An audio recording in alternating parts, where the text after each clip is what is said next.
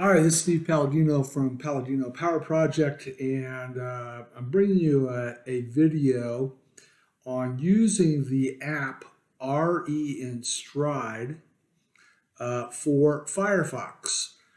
Um, RE in Stryd was originally developed by David Giuliano um, as a extension for Chrome, a Chrome extension that allows you to um, calculate a number of different metrics um, in um, in Stride Power Center um, that are not routinely provided or natively provided in Power Center. One of those being running effectiveness and percent of critical power and watts per kilogram conversion and FPR for the overall or FPR for the overall run. So all and even stride length. So RE in Stride is now available as a Firefox extension. The Chrome extension no longer works. It's busted. It doesn't work. It hasn't worked for at least a year or so. But I recently discovered, was told that RE in Stride extension now works or exists for the Firefox platform. Um, so you can toggle on stride length, percentage of critical power, your FPR or form power ratio, watts per kilogram. Um, all of these things are you can toggle on. You can also override Stride's stored CP value. You see that over here. You can override that by entering a value for it here.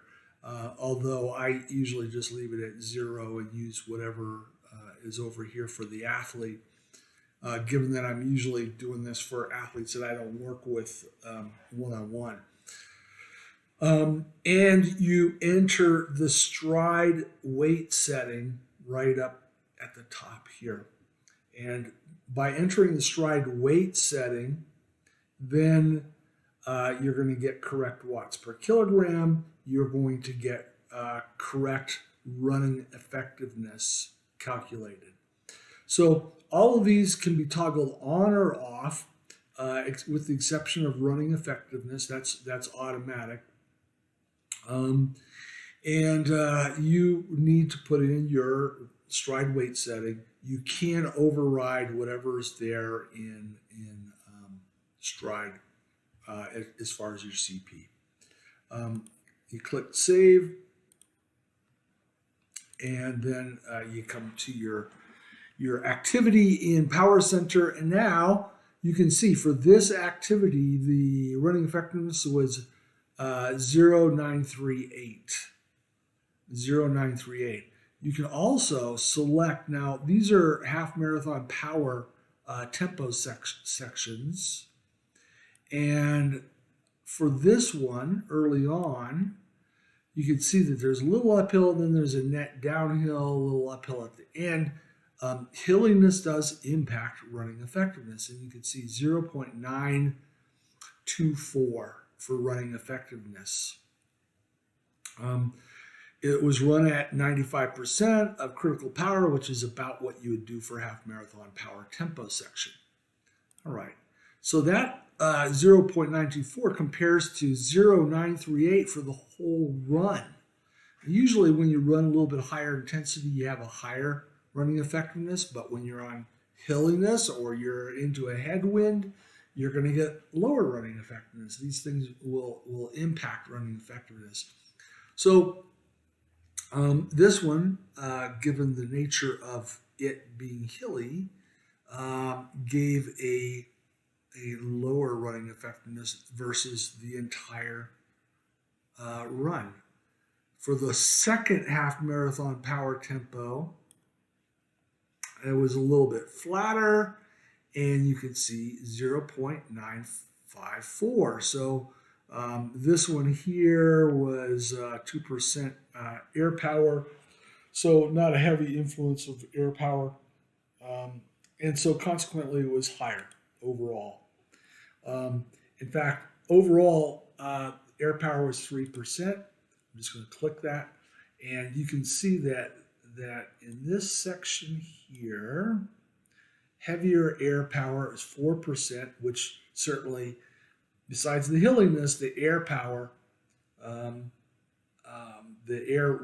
the power to overcome air resistance, basically, generated a lower running effectiveness or less speed for given power. The overall was 3% air power, and you can see a little bit higher running effectiveness.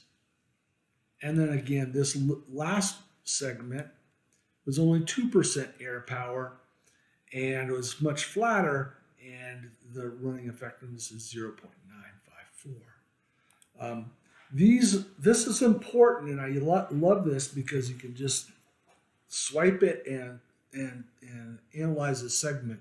Of course, when I'm in WKO, my analytic platform, I can do exactly the same thing. And that's what I usually use for my one-on-one coached athletes. But for athletes that are not my one-on-one coach, but I'm still doing, say, race power planning for, I need this app, RE in Stryd, for Firefox. I'll put the link to that down in the description of this video.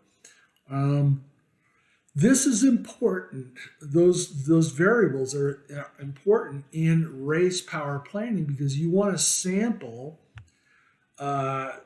segments. For example, in a long run, for a marathon, you want to sample the overall long run running effectiveness, and you want to sample that marathon power tempo that you might do towards the end of the long run, and look at those as samplings of running effectiveness that you might exhibit in your race.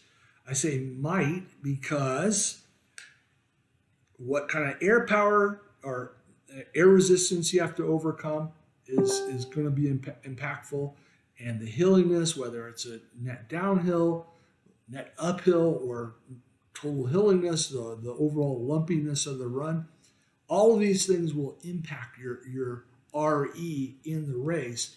And what you're looking for in your sampling is either samplings that are similar to what you expect in race, or being aware of the nature.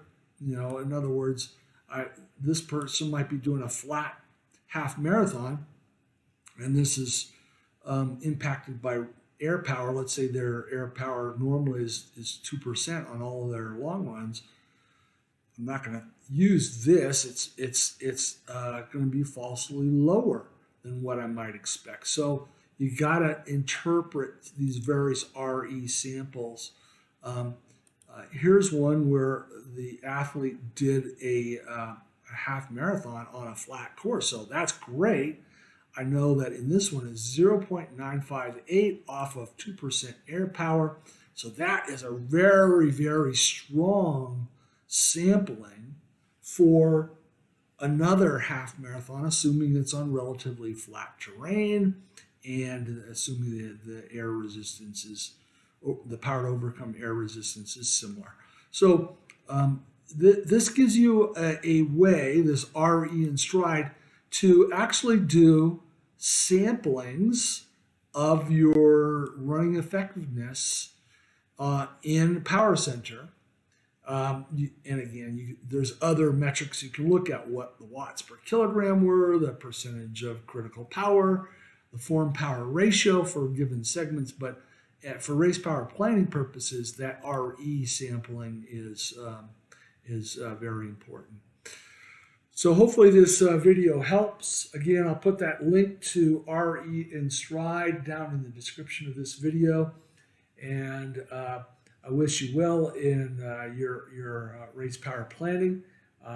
You can do it yourself using this and using the Superpower calculator. Thanks for watching. We'll see you next time.